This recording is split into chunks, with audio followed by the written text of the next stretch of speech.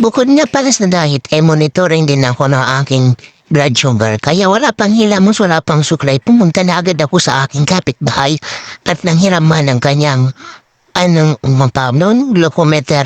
Yan, glucometer. At ito na nga, ginagamit ko na nga. At ayan, try na lagyan natin ang ating garayom. Noong una na hindi ko alam kung paano gamitin kasi sa tagal lang panahon na hindi ako nakagamit ng ganito, limot ko na baga.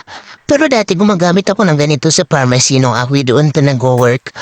At ito na nga, medyo natatakot nga ako dito kaya ang isip ko ay lutang. Ang liit-liit lang naman ang karayom, pero bakit nakakatakot, di ba? Yung iba ang tatapang nga, pero pagdating sa karayom talaga takot sila. Ako naman ay hindi gaanong takot sa mga karayom. Medyo kinakabahan lang konti. At ito na natin, isiniksi ko na nga dito yung strip at lagyan ng dugo ko.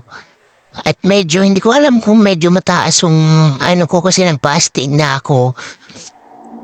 Ayan, 109 ang lalabas dyan.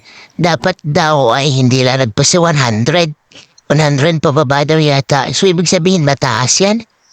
So, ayan, araw-araw ko palang ginagawa yan. Hanggang sa nung nanganak ako, minomonitor nila ako sa ospital. At sa awa ng Diyos ay naging normal din naman.